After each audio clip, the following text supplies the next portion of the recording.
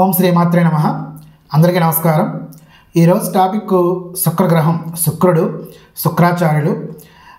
శుక్రుడు అంటేనే అందానికి కారకుడు, జీవిత భాగ్యస్వామి కారకుడు, కలత్ర కారకుడు అంటారు. అదేవిధంగా వీర్యకారకుడు. మన జ్యోతిష్ శాస్త్రంలో ఒకసారి చూస్తే సూర్యుడికి చాలా అతి దగ్గరగా ఉండే ప్లానెట్ అన్నమాట శుక్రగ్రహం అనేది. మన జ్యోతిష్ శాస్త్రంలో 20 నక్షత్రాల్లో ఒక 3 నక్షత్రాలు శుక్రగ్రహానికి సంబంధించినవి. అవి ఏంటంటే భరణి, పుబ్బ, పూర్వాషాఢ. ఈ 3 నక్షత్రాలు అంటే మేషరాశిలో ఈ భరణి నక్షత్రం ఉంటుంది, సింహరాశిలో పుబ్బ నక్షత్రం, అదేవిధంగా ధనుస్సు రాశిలో పూర్వాషాఢ నక్షత్రం. ఈ 3 నక్షత్రాలకు అధిపతి శుక్ర భగవానుడు, శుక్రుడు. ఈయన దశాకాలం 20 సంవత్సరాలు అన్నమాట. అంటే ఈ నక్షత్రాలు ఎవరు జన్మించినా శుక్ర మహర్దశతో స్టార్ట్ అవుతుంది. అదే న్యూమరాలజీ ప్రకారం చూసుకుంటే ఏ నెలలో అయినా సరే 6వ తారీఖు, 15, 24 ఈ 3 తారీఖుల్లో ఎవరు జన్మించినా కూడా శుక్రగ్రహ ప్రభావం అనేది వీరికి చాలా ఎక్కువగా ఉంటుంది. ఈయన ఒక్కసారి మనం చూసుకుంటే జ్యోతిష్ శాస్త్రరీత్యా బృహత్ పరాశర హోరాశాస్త్రం అనుసరించి మనకు శుక్రుడు అంటేనే గృహానికి మెయిన్ గృహయోగం కలగాలన్నా, ఒక వాహన యోగం అంటే కాస్ట్లీ కారు, కాస్ట్లీ బైక్స్ ఇవన్నీ కలగాలన్నా కూడా, మంచి లగ్జరీ లైఫ్ కలగాలన్నా కూడా కంపల్సరీ ఈ శుక్రగ్రహం అనుగ్రహం ఉండాలి ఎవరికైనా సరే. ఒక్కసారి ఈయన స్టోరీ కనుక చూసుకుంటే శుక్రాచార్యులు ఈయన దేవ బ్రాహ్మణుడు, రాక్షుల యొక్క రాజు. ఈయన శుక్రాచార్యుడు అంటారు. ఈయన పూర్వం ఏంటంటే ఒక 2000 సంవత్సరాలు మేడి చెట్టుకి తలక్రిందుగా తపస్సు చేయడం వల్ల శివుని ప్రత్యక్షమై ఈయనకి మృత సంజీవని విద్య అనేది వరంగా పొందాడు.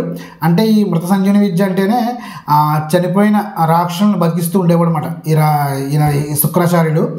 మన జ్యోతిష్ శాస్త్రంగా చూసుకుంటే మనకి ఈయన అన్ని గ్రహాలు కూడా క్లాక్ వైజ్ తిరుగుతూ ఉంటే ఈయన యాంటీ క్లాక్ వైజ్ తిరుగుతూ ఉంటాడు అనమాట. అదేవిధంగా శుక్రుడు మెయిన్ స్త్రీ కారకుడు.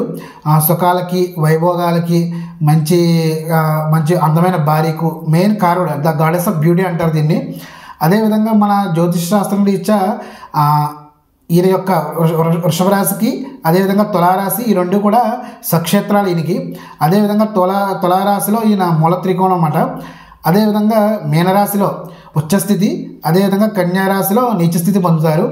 ఈయన యొక్క మన శుక్రుడి యొక్క రత్నం వజ్రం అన్నమాట, వజ్రానికి కారకుడు. అదేవిధంగా ఈయన యొక్క సముదే వచ్చేసరికి అలసందలు అంటారు, దీన్ని బొబ్బర్లను కూడా పిలుస్తారు. ఎవరి జాతకంలో సరే మెయిన్ ఈ భరణి, పుబ్బ, పూర్వాషాఢ ఈ 3 నక్షత్రాల్లో ఎవరు జన్మించినా కూడా ఈ యొక్క శుక్రగ్రహ ప్రభావం అనేది బాగా ఎక్కువగా ఉంటుందన్నమాట. మన జన్మ లగ్నం చూసుకుని ఈ జన్మ లగ్నాత్తు కొన్ని స్థానాలు పరిశీలిస్తే అంటే మెయిన్ ఏంటంటే కోణ స్థానాల్లో ఉంటే చాలా మంచిది. అంటే 1, 5, 9 లక్ష్మీ స్థానాలు అంటారు. అసలు ఈ ఏ లగ్నాల వారికి ఈ శుక్రుడు యోగకారకుడు అని చూసుకుంటే మెయిన్ ఇక్కడ శుభగ్రహాలు, అశుభగ్రహాలను చెప్తాము. ఈ శుక్రుడికి మెయిన్ శుభగ్రహాలు ఏంటంటే మిత్రగ్రహాలు మెయిన్ బుధుడు, శుక్రుడు, శని, రాహువు అన్నమాట. అంటే వృషభ లగ్నంలో కానీ, తులా లగ్నం వారికి కానీ, అదేవిధంగా మిథున కన్యా లగ్నాలకు కానీ, అదే మకర కుంభ లగ్నాలు ఈ లగ్నాల్లో కానీ, ఈ రాశుల్లో కానీ ఎవరైనా జన్మిస్తే కంపల్సరీ ఈ శుక్రగ్రహ ప్రభావం అనేది కొంచెం యోగకారక దశ కింద మనం చెప్పొచ్చు. మన శుక్రమహాదశ అంటేనే 20 సంవత్సరాలు. మనకి శుక్రమహాదశ వచ్చింది అంటే మంచి యోగం కలిగినట్టేనంటే అవి మంచి స్థానాల్లో ఉంటేనే మాత్రమే ఆ శుక్రుడు అనేవాడు మనకి యోగిస్తాడు. మెయిన్ ఈయనకి దుస్థానాలు చెప్పారు 6, 8, 12 ఈ 3 స్థానాల్లో కనుక శుక్రుడు ఉన్నట్లయితే యోగాన్ని ఏమి ఇవ్వలేడు అనమాట. ఎందుకంటే ఇక్కడ మనకు కాలపురుష చక్రం కూడా చూసుకున్నాం మనం. మేషం నుంచి చూసుకుంటే కన్యారాశి ఏమవుతుంది, 6వ రాశి అవుతుంది. ఈయన ఈ 6వ స్థానం అంటే ఏంటి, ఇక్కడ రోగస్థానం అని చెప్తాము, రోగాలు, అనారోగ్యం అనే విషయాలు చెప్తాము. అదే మనకి శుక్రుడు అంటే మెయిన్ సుఖానికి కారకుడు. మెయిన్ దానివల్ల ఈ 6వ స్థానం అనేది ఆయనకి సరిపోదన్నమాట. మెయిన్ ఏంటంటే ఎవరి లగ్నం, జన్మ లగ్నం ఏ లగ్నం అయినా తీసుకోండి, మేష లగ్నం, కర్కాటక లగ్నం, వృషభ లగ్నం ఏ లగ్నం తీసుకున్నా జన్మ లగ్నానికి మాత్రం 6వ స్థానంలో శుక్రుడు ఉన్నట్లయితే దాన్ని భృగుషట్క దోషం అంటారు. అంటే భృగు అన్న కూడా ఈయన శుక్రాచార్యుడు. ఈ 6వ స్థానంలో మెయిన్ ఉండడం వల్ల అంటే వివాహం అనే విషయంలో చాలా ప్రాబ్లమ్స్ అనేవి ఉంటాయి. వివాహం కాకపోవడం, ఒకవేళ వివాహం అయినా కూడా అదే వాళ్ళకి 2-3 మ్యారేజ్లు అవ్వడం, భార్యాభర్తల మధ్య సరిగ్గా అన్యోన్యత లేకపోవడం అనేది జరుగుతుంది 6వ స్థానంలో ఉండడం వల్ల. అదేవిధంగా 7వ స్థానం అంటే 7వ స్థానం అంటారు. అంటే జన్మ లగ్నానికి 7వ స్థానాన్ని కలత్ర స్థానం అని పిలుస్తారు. కలత్ర కారకుడు కూడా శుక్రుడే. కలత్ర భావనాశయ అంటే కారకో భావనాశయ అంటారు. అంటే కారకుడు ఆ శుక్రుడు అనేవాడు సప్తమంలో 7వ స్థానంలో ఉన్నట్లయితే ఆ యొక్క భావాన్ని నాశనం చేస్తాడు. అంటే మనకి అదేంటంటే శుక్రుడు మంచి యోగాన్ని ఇస్తాడు, అది 7వ స్థానంలో ఉన్న వాళ్ళు మంచిదే అంటే కాదు. ఎందుకంటే కారకో భావనాశయ వర్తిస్తుంది కాబట్టి 7వ స్థానంలో శుక్రుడు ఉన్నా కూడా యోగించడు. 8వ స్థానం, దీన్ని ఆయుర్దాయం కూడా అని పిలుస్తారు. ఆయుష్ గురించి మనం ఆడుకోవద్దు. మెయిన్ అంటే శుక్రుడు 8వ ఇంట్లో ఉన్నా కూడా మనకి మంచి ఫలితాలను ఇవ్వలేడు. అదే 12వ స్థానం అంటే మెయిన్ ఈ స్థానంలో కూడా యోగాన్ని అనేది ఇవ్వలేడు. అంటే అన్ని విధాల యోగాలు ఉన్నా కూడా అక్కడ అన్ని సుఖం అనేది ఉండదన్నమాట. ఈ 12వ స్థానంలో ఉన్న 6, 8, 12 స్థానాల్లో ఉన్న 7వ స్థానంలో ఉన్న మెయిన్ మాట దోషం అన్నమాట. అదేవిధంగా మీకు చెప్పాను కదా, ఈయన కన్యారాశిలో నీచ స్థానం, ఆ స్థానంలో ఉన్న కూడా యోగించడు. అంటే మెయిన్ ఇంకే స్థానాల్లో యోగిస్తాడంటే మిగతా స్థానాలన్నింటిలో కూడా యోగిస్తాడు. మెయిన్ ఏంటంటే శుక్రుడు ఈ కుజుడితో కలిసినా కానీ పాపగ్రహాలు, అదే రాహువుతో కానీ కేతుతో కానీ కలిసినా కూడా మంచి యోగాన్ని అనేది ఈ శుక్రుడు అనేది ఇవ్వలేడు. అంటే ఇక్కడ కుజుడు అంటేనే మనం ఇక్కడ చూస్తాం, కుజుడు అనేది అగ్రెసివ్ ప్లానెట్, చాలా కోపం అన్నమాట. ఈయన చాలా షార్ట్ టెంపర్ అన్నమాట. శుక్రుడు కుజుడు కలిసి ఉన్నారనుకోండి ఒకే రాశిలో, అప్పుడు మనకి ఆ యోగాన్ని అనేది ఇవ్వలేడు. ఎందుకంటే భార్యాభర్తల మధ్య గొడవలు రావడానికి కారణం అన్నమాట మెయిన్. ఈయన శుక్రుడు మెయిన్ ఏంటంటే కర్కాటక లగ్నంలో కానీ సింహలగ్నంలో కానీ, కర్కాటక రాశి సింహరాశి ఈ 2 రాశుల్లో కూడా ఫలితాన్ని ఇవ్వలేడు. ఎందుకంటే శత్రుక్షేత్రాలు ఈ 2 కూడా. అదేవిధంగా మిత్రక్షేత్రాలు చెప్పాను కదా, బుధుడు, శుక్రుడు, శని అని చెప్పి. అదేవిధంగా సముడు ఎవరికంటే కుజుడు మేషరాశిలో కానీ వృశ్చిక రాశిలో ఉన్నా కానీ కొంచెం న్యూట్రల్ అయిపోయి కొంచెం న్యూట్రల్గా ఫలితాన్ని ఇస్తాడు. అదే ఇక్కడ ధనుసు రాశిలో అయితే మాత్రం మంచి ఫలితాన్ని ఇస్తాడు మీనరాశిలో. ఎందుకంటే మీనరాశి ఉచ్చస్థితి అని చెప్పాను కదా. అదేవిధంగా ఈ శుక్రుడు అనేవాడు దేనికి కారకుడు అంటే చెప్పాను కదా, అందానికి కారకుడు, సుఖభోగాలు, గృహయోగానికి. అంటే 4వ స్థానానికి 7వ స్థానానికి కూడా చెప్పారు. ఎందుకంటే 4వ స్థానం కలత్రకారు, 4వ స్థానం చెప్పాను కదా, ఇది గృహానికి, ఒక మంచి గృహం కలగాలన్నా, మంచి ఫర్నిచర్, కాస్ట్లీ ఫర్నిచర్ కలగాలన్నా, మంచి కారు అంటే రకరకాల వాహనాలు తిరుగుతూ ఉంటారన్నమాట. ఇలా ఇవన్నీ కలగాలన్నా కూడా శుక్రుడు అనేది బాగుండాలి. అదేవిధంగా భూమి కారకుడు అంటే స్థలాల కారకుడు కుజుడు మళ్ళీని, అది వేరే టాపిక్. మనకి 7వ స్థానం వివాహ స్థానం చూసినప్పుడు కంపల్సరీ ఈ 2వ స్థానం కూడా చూడాలి. ఎందుకంటే కుటుంబ స్థానం అంటే 2వ స్థానం బట్టే ధనం, వాక్కు, కుటుంబ స్థానం అనేది తెలుస్తుంది. ఈ కుటుంబ స్థానం బలంగా ఉన్నట్లయితే అంటే ఒక జీవిత భాగ్యస్వామి కలగాలంటే మనకి ఆ కుటుంబం కూడా మనకి ఏర్పడుతుంది. అంటే ఆ 2వ స్థానం కూడా బలంగా ఉన్నట్లయితే మాత్రమే ఈ 2, 7 స్థానాలు బట్టి మనం వివాహం అనేది చెప్పొచ్చు.